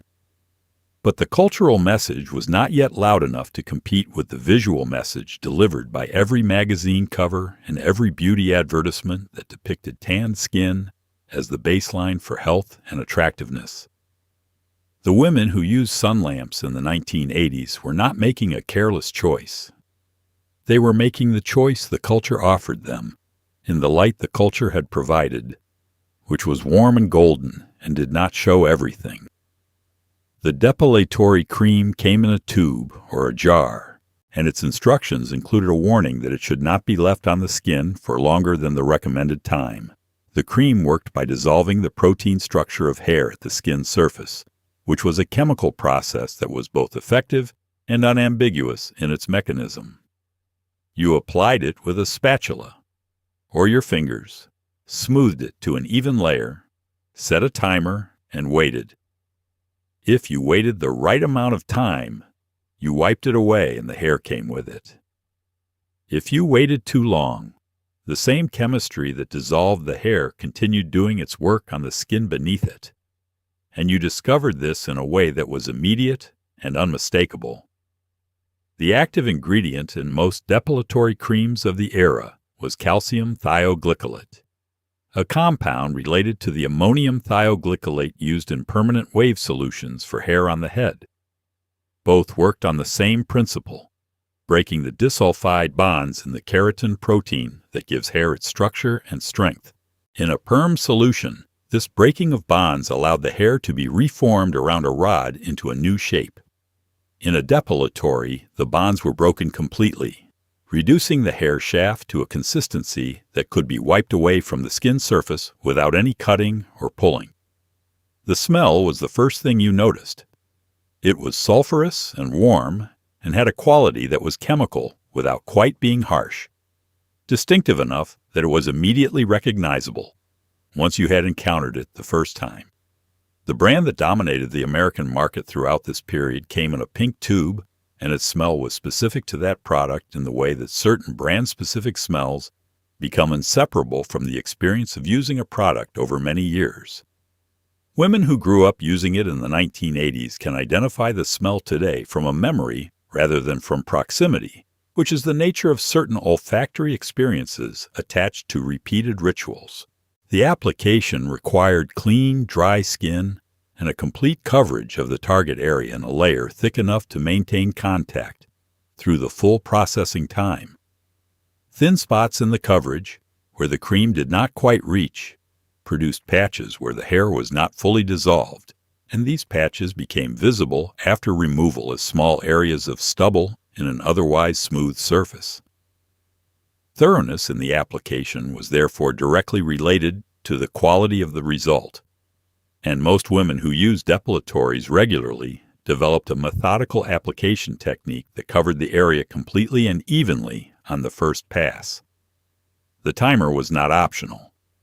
The recommended time was usually between 5 and 8 minutes, depending on the coarseness of the hair and the specific formulation, and the window between complete dissolution and skin irritation was narrower than the instructions made it sound.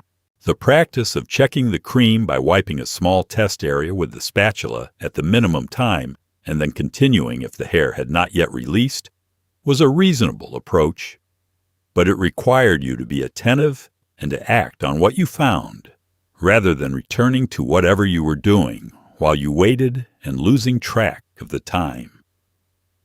Removal was done with the plastic spatula the kit provided, scraped across the skin in firm, even strokes that lifted the cream and the dissolved hair together in a single layer, revealing the smooth skin beneath. The cream went into the bin, not the drain, because the dissolved hair content would have interesting consequences for plumbing over time, which was something most people discovered once before remembering. A thorough rinse with cool water completed the process, washing away any remaining cream residue from the skin surface. The result, when the timing had been correct and the coverage complete, was a smoothness that felt different from shaving. A clean, even surface without the slight roughness at the root that a razor left behind. It lasted longer than shaving, typically a week or more, because the dissolution reached slightly below the surface of the skin rather than cutting at the surface level. That extra duration was the reason women returned to it, through the smell and the timing and the precise application, reliably, month after month. Let's talk about what was happening on the face itself. The 1980s approach to makeup was not subtle. The goal was not to enhance what was there quietly, but to construct something new on top of it, with clear delineation between the different zones. The cheekbone contour was achieved with a large angled brush loaded with a brown or terracotta powder that was drawn upward and inward from the hollow of the cheek toward the temple. The technique, done correctly, created the appearance of a more dramatic bone structure. Done with the powders and the lighting conditions of the decade, it sometimes read from a short distance as a bruise, but this was considered an acceptable risk. The contour brush itself was a specific tool, distinct from the blush brush and the powder brush that sat alongside it in the makeup bag.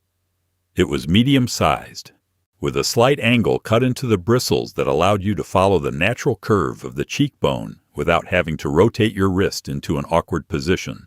The bristles were firm enough to deposit color with precision, but soft enough to blend the edges without a hard line. And the quality of the blending was the difference between a contour that looked intentional and one that looked like something that had happened to your face on the way to work. The powder used for contouring was not the same as blush. Blush in the 1980s ran to corals and roses and bright pinks, applied high on the cheekbone and blended upward toward the temple in a broad sweep that added color and warmth. The contour shade was cooler and browner, matte rather than shimmery, meant to recede rather than advance. The logic was the same logic used in theatrical makeup and in portrait painting, where darker values push away from the viewer and lighter values come forward. You are painting the face according to the same principle, using light and shadow to suggest a structure that the underlying bone might or might not fully support. Foundation went on first, applied with a sponge, or the fingertips and downward strokes that followed the direction of facial hair growth and produced a smoother finish than upward application. The foundation of the decade was full coverage in a way that later decades moved away from, and the shades available were limited in a range that was not adequate to serve the full spectrum of skin tones present in the population. A failure of the industry that was real and documented, and that has been addressed, imperfectly but substantively in subsequent years. Over the foundation went a pressed powder, applied with a large puff, and then buffed with a brush to remove any excess, which set the foundation and reduced shine and created the matte surface that the contour and blush powders would sit on. The highlight was the counterpart to the contour, a lighter, often slightly shimmery powder applied to the high points of the face to bring them forward visually. The brow bone received a pale shimmer just below the arch. The bridge of the nose received a narrow stripe of the same or a similar shade. The center of the forehead and the center of the chin were sometimes highlighted as well, in a technique that was meant to elongate and balance the face. The overall effect, with all of the zones applied and blended, was a face that had been mapped and organized according to a specific aesthetic geometry, every plane addressed, every shadow placed deliberately. The contour technique of the 1980s was heavy by the standards of subsequent decades, but it was not arbitrary. It reflected a genuine understanding of how light behaves on the face and how color can create the appearance of structure. The tools were the same tools artists had used for centuries, translated into cosmetics and made available in every drugstore. That the application was sometimes bold to the point of theatricality is partly a matter of the decade's aesthetic preferences and partly a matter of the lighting that was standard in the spaces where the work was done. Under the warm, incandescent light of a bathroom mirror, the contour looked right. Under the harsher light of the outdoors or the office, it sometimes told a slightly different story. But the intention was always the same: to present a face that had been thought about and attended to, shaped with care and with the particular pride that comes from craftsmanship applied to a personal canvas. Somewhere between the cosmetic counter and the late-night television advertisement was a category of device that promised to address what the industry called the neck and jawline area. These devices took various forms. There were small vibrating wands that were meant to stimulate circulation. There were rubber-banded contraptions meant to exercise the muscles of the jaw. There were creams and serums that were meant to be used in conjunction with upward stroking motions applied with a special paddle or gloved hand. The packaging was always optimistic, featuring a photograph of a woman who appeared to be in her late 30s and looked, the box implied, significantly younger than she would have looked without this product. The neck and jawline had become a specific focus of the anti-aging industry in the 1980s, in a way that reflected both the aging of the post-war baby boom generation and the decade's particular preoccupation with the appearance of youth. The oldest members of the baby boom were turning 40 in the early 80s, and they were the most economically powerful consumer generation the country had yet produced. An industry oriented towards selling them products had every incentive to identify the areas of their bodies where age was making itself visible and to offer something that addressed those areas.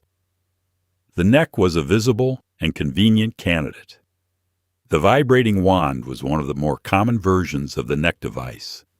It was handheld, battery-powered or plug-in, and produced a rapid vibration at its tip that you pressed against the skin of the neck and jaw and moved in upward sweeping motions from the collarbone toward the chin.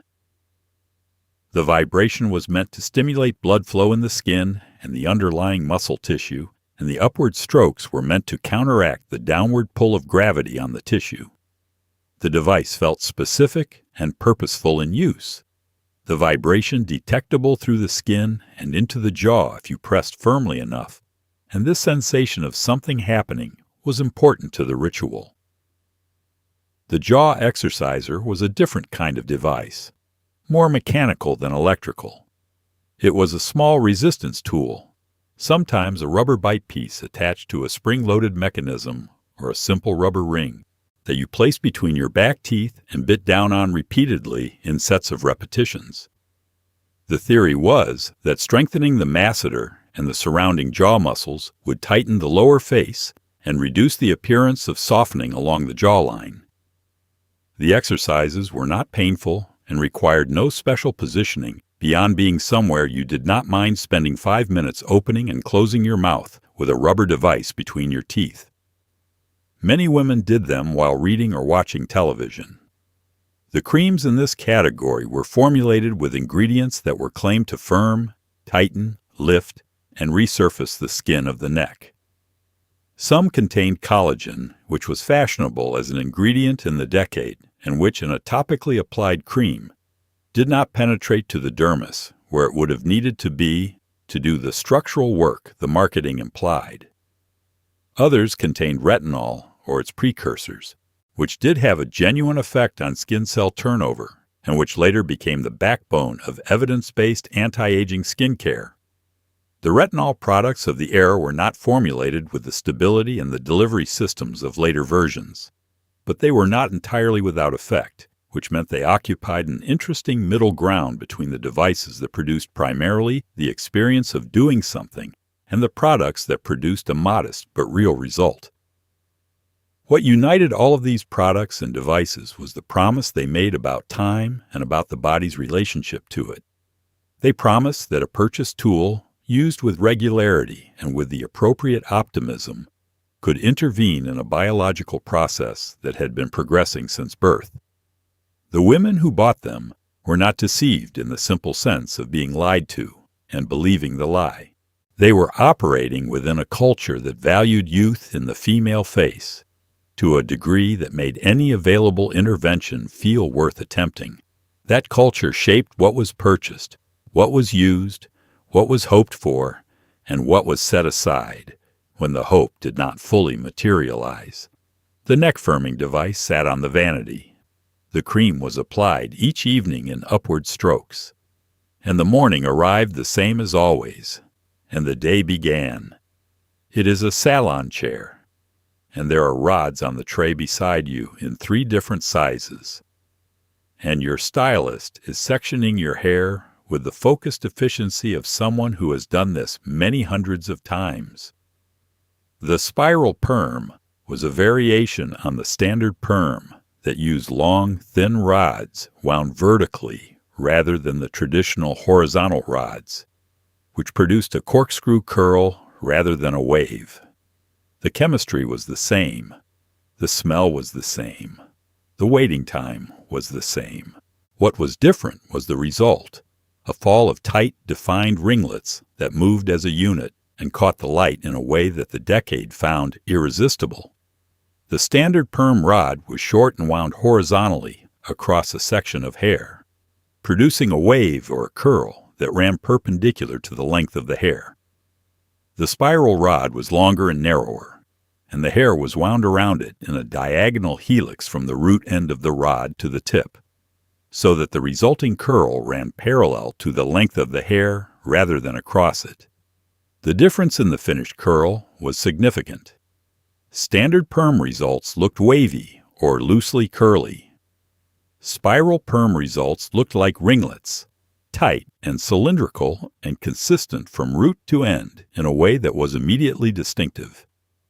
The winding technique for spiral perms was more complex than standard perming and required a trained hand to execute well.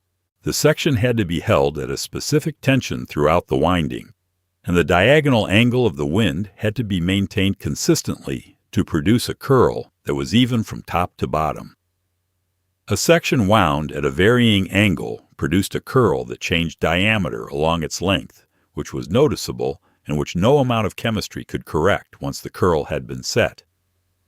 This was why spiral perms were generally done in salons rather than at home, where the skill required for consistent winding was reliably present in a way that a home kit could not replicate.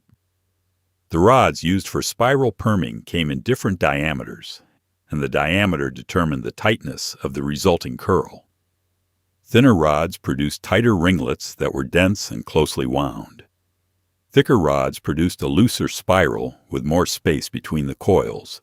Most stylists used a combination: thicker rods on the top sections for a less compacted look at the crown, and thinner rods on the sides and back for more definition where the hair framed the face. The result of a well-executed combination wind was a head of curls with natural-looking variation and tightness that moved and separated as the wearer moved. Maintaining a spiral perm required a specific approach to washing and drying that was different from the blow-dry routine that most other styles of the decade required. The curl needed to be preserved rather than stretched, which meant air drying rather than blow drying was strongly preferred, and diffuser attachment use when blow drying was necessary. Product application after washing was done by scrunching rather than brushing, working a curl-defining cream or a light gel into the wet hair by squeezing sections upward toward the scalp, and repeating until the product was distributed and the curls had begun to form again. Brushing a spiral perm dry produced frizz of a truly comprehensive nature, which was the reliable consequence of separating curled hair that was still damp and was a lesson most perm wearers learned once and did not need to learn again. The spiral perm occupied a specific moment in the decade's hair history when the combination of chemistry and technique produced something that looked genuinely natural in the way that the best artificial things aspire to. The ringlets it created moved the way ringlets move, fell the way they fall, caught the light the way natural curly hair catches it when it is at its best. For women with naturally straight hair who had always wanted curl, or for women with naturally wavy hair who wanted something more defined, the spiral perm delivered something that felt, once you had it and had learned to care for it, almost like something you had always had.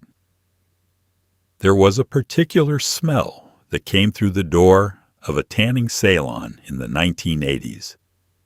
It was warm and slightly ozone-tinged, and had a faint note of coconut from the tanning lotion that sat in a dispenser by the door. The tanning bed itself was a clamshell of fluorescent tubes that emitted ultraviolet light in both UVA and UVB spectrums and you lay inside it on a sheet of acrylic with another bank of tubes above you, the whole apparatus humming at a frequency you could feel in your back teeth. You wore small plastic goggles, or you were supposed to. The sessions ran 10 to 20 minutes. You paid by the session or by the month. Membership packages were available. The tanning salon as a standalone business was a product of the late 1970s and expanded rapidly through the 80s as the equipment became more widely available and the cultural appetite for year-round tan skin remained strong and consistent. A tanning salon required relatively modest square footage, a handful of beds, a front desk, a staff of 1 or 2, and a location accessible enough to attract walk-in traffic. Strip malls were ideal for all of these reasons, and the tanning salon became a fixture in the strip mall ecosystem alongside the nail salon and the dry cleaner and the Chinese takeout restaurant and the video rental store, each serving a specific weekly errand in the life of a suburban family. The beds themselves varied by salon and by the decade's progress in equipment development. Early beds were lower intensity and required longer sessions to produce visible color. Later beds incorporated higher output tubes that reduced session time but increased the intensity of the exposure, which was marketed as a convenience and was accurate on its own terms. The beds were cleaned between clients with a spray solution applied to the acrylic surface and wiped with a paper towel, a process that the client either witnessed being performed or took on faith had been performed, depending on the pace of the day. You brought your own lotion or purchased it from the salon, and the lotion served several purposes. It moisturized the skin, which helped the developing tan look more even and less patchy. It often contained bronzers, which were cosmetic colorants that produced an immediate visible color independent of the ultraviolet exposure, so that you looked tan the moment you left, rather than waiting for the melanin response to develop over the following day. And it smelled of coconut, which was the signature olfactory note of the tanning salon experience and which combined with the ozone smell of the tubes into something that was entirely specific to that environment. The session began when you pressed the start button inside the bed after the staff member had set the timer at the desk. The tubes came on with a click and a hum, and the interior of the bed was immediately lit in a blue-white light that was bright enough to see through closed eyelids, and that made the goggles not a recommendation, but a physiological necessity.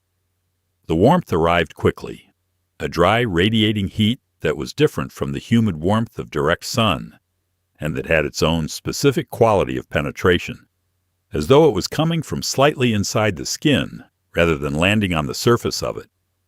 The cost was modest enough to be accessible to most of the women who wanted it. A single session ran a few dollars. A monthly unlimited membership ran somewhat more. The math made the membership a better value for anyone who went more than once a week, and once a week was the minimum most regulars maintained. They came in on their lunch hour or after work or on Saturday mornings and lay inside the humming clamshell for their allotted minutes and emerged with the warmth still in their skin and the smell of the lotion on them and the particular private satisfaction of having done something specifically for themselves in the middle of an otherwise ordinary day.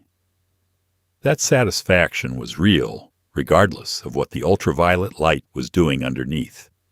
The cost of the session they paid at the counter. The other cost took longer to present its bill. Let's end here, not with another device, but with something quieter. Because when you look at all of it together, the heated things, and the chemical things, and the clamping things, and the burning things, a question rises naturally. Why? Why did women in the 1980s submit so willingly to this particular collection of discomforts in the name of looking a certain way? And the honest answer is complicated, because it is partly about the messages the culture was sending, and partly about community, and partly about pleasure, and partly about something that is hard to name, but that anyone who remembers standing in a bathroom in 1987 with a curling iron in one hand and a can of Aquanet in the other will recognize immediately. The culture was sending its messages loudly and from many directions at once. The magazines ran advertisements that described specific features of the female body as problems requiring solutions, and then ran articles about how to solve those problems, and then ran more advertisements for the products the articles had mentioned. The television showed women whose appearance conformed to a narrow set of standards that required significant effort and specific tools to approximate, and it showed them in contexts that suggested this appearance was natural and effortless, which it was not. The beauty industry sold the tools and the products and the memberships and the kits, and it sold them in a language that was simultaneously aspirational and corrective, telling women what they could become while implying what they currently lacked. All of this is true and worth saying, but it is not the complete picture. And leaving it there would be doing a disservice to the women who stood at those bathroom mirrors every morning and did what they did, with genuine skill and real intention. Because there was also pleasure in it. Real, uncomplicated pleasure in the ritual of getting ready, in the methodical sequence of steps that transformed a face and a head of hair from their morning starting point into something assembled and deliberate. There was pleasure in the smell of the hairspray, and the warmth of the curling iron, and the particular satisfaction of a contour that had blended exactly right. There was pleasure in the craft of it, in the skill that came from repetition, in the knowledge that you had learned to do something specific with your hands that produced a result you could look at in the mirror and recognize as your own work. There was also community. The beauty rituals of the 1980s were shared in a way that made them social as well as personal. You learned techniques from your mother or your older sister or your best friend.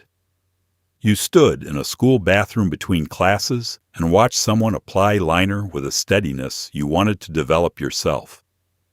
You asked how something was done, and you were shown, specifically and generously, because the knowledge was meant to be passed along. The getting ready process was often done in groups, 2 or 3 women sharing a bathroom mirror, passing products back and forth, offering opinions, practicing on each other. It was intimate in the specific way that shared physical space and shared attention to the body can be intimate. And there was identity in it.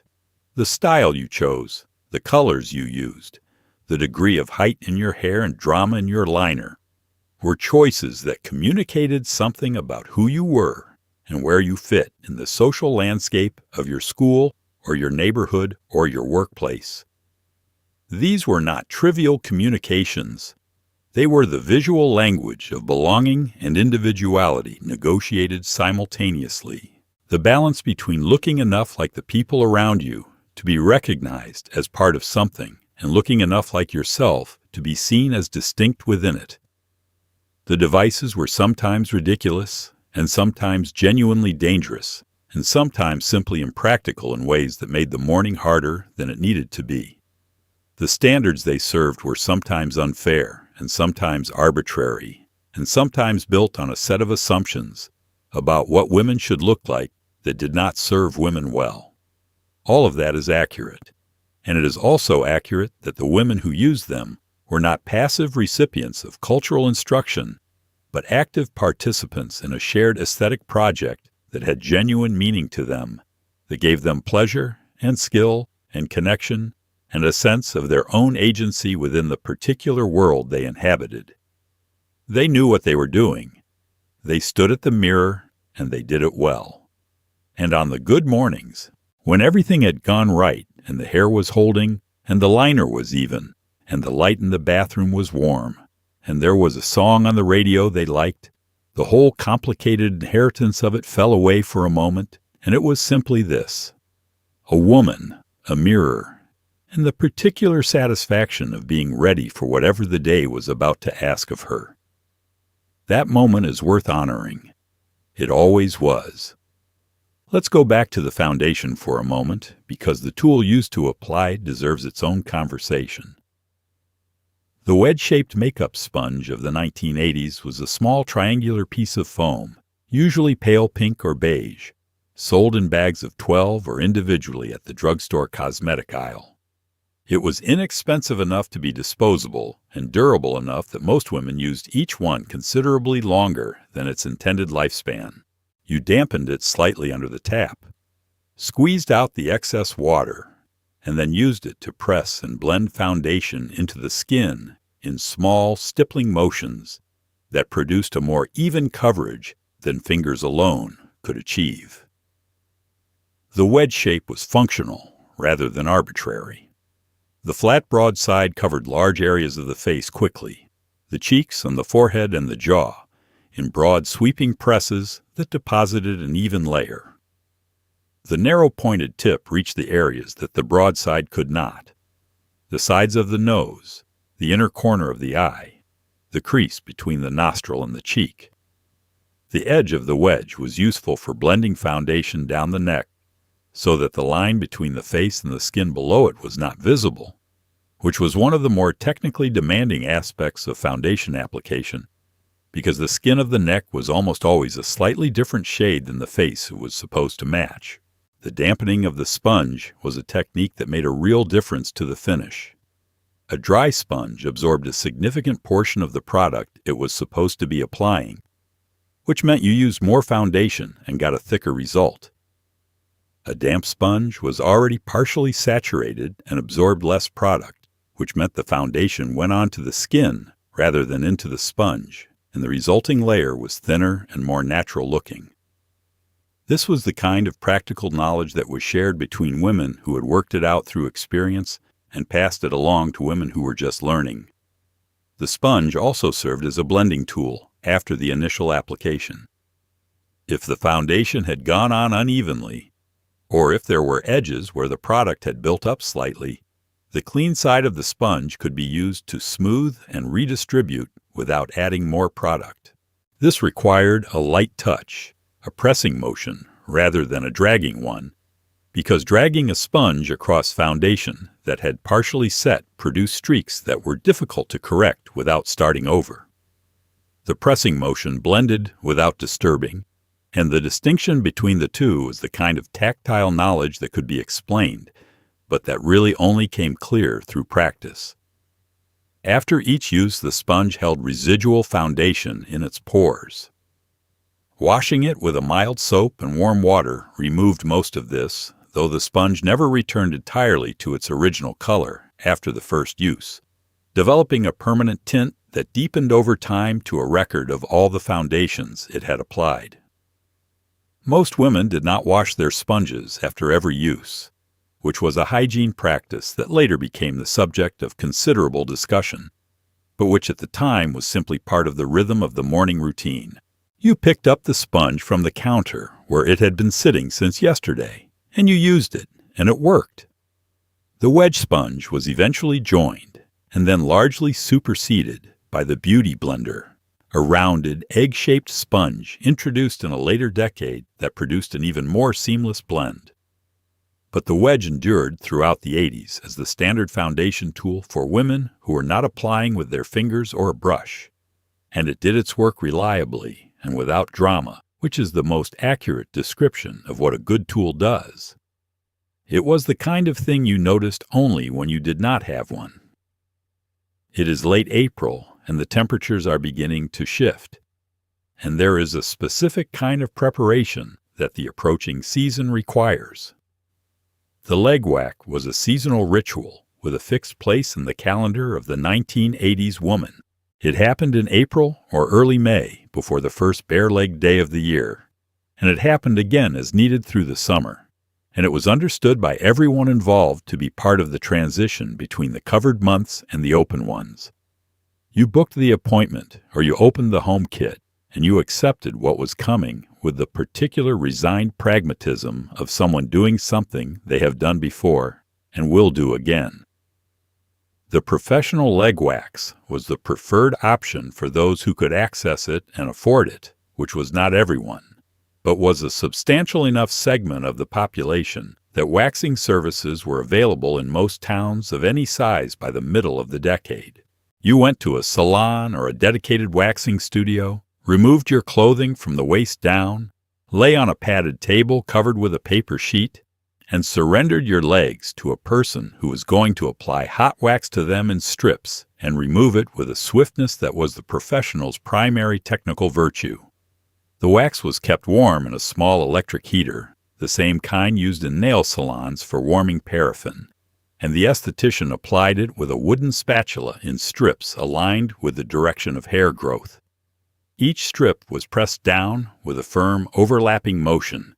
The edge was lifted and gripped, and then the pull, fast and flat and practiced, the kind of pull that is so quick the brain registers it a fraction of a second after the body has already experienced it.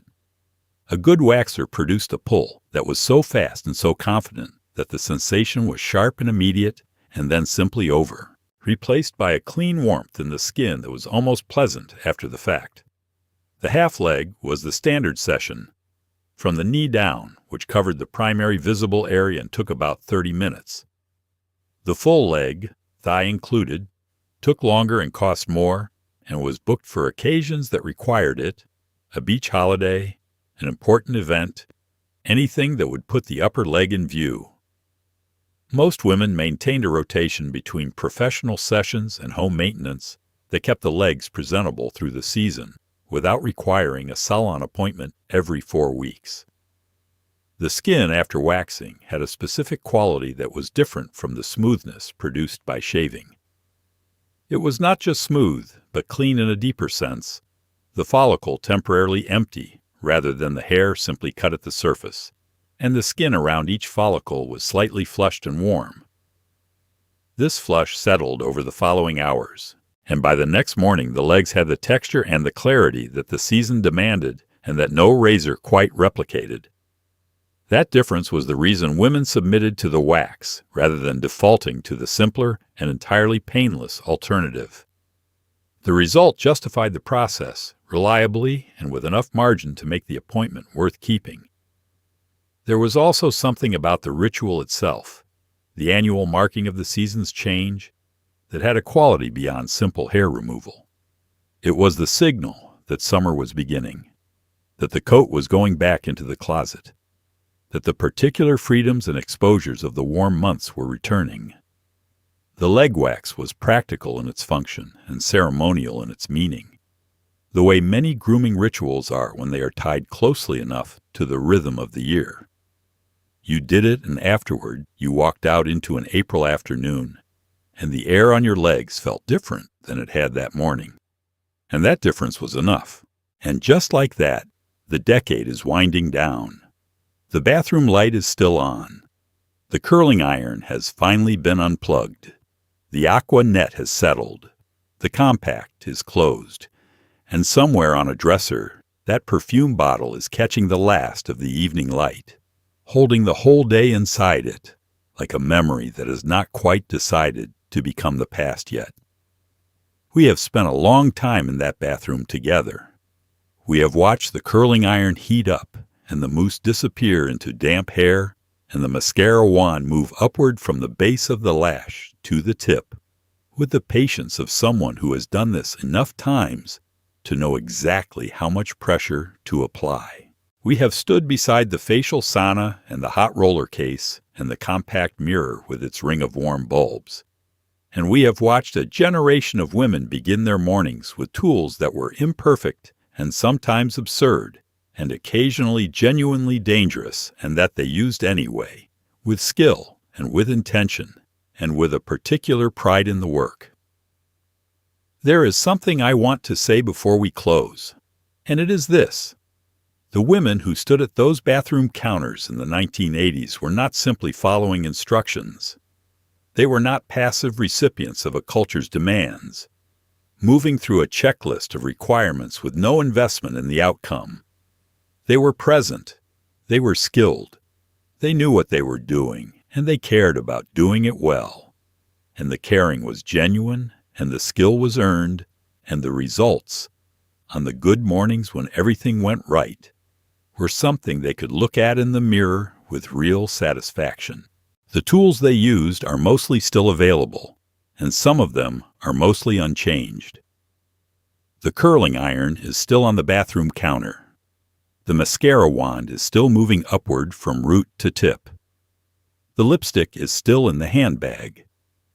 The ritual of getting ready, of standing at a mirror and assembling the face and the hair you will carry into the day, is still happening every morning in bathrooms all over the world, in forms that are different in their specifics, but identical in their essential nature to what happened in 1983 and 1986 and 1989. What is different is the context. The standards have shifted. The shade ranges are wider. The conversation about what women owe the culture in terms of their appearance is more honest and more complicated than it was then, which is not the same as being resolved, but is something. The tools are lighter and safer and more precisely engineered. The information about what they are doing to the skin and the hair is more available and more accurate.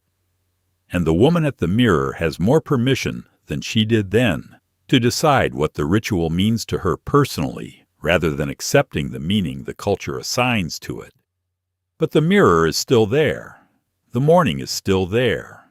The particular quality of attention that the getting ready ritual demands, the focused, sensory, unhurried presence in front of your own reflection, while you make something of your face and your hair, that is still there too. It has not gone anywhere. It is happening right now, in a bathroom somewhere. The same way it happened in 1985. The same way it has happened in every decade before and after.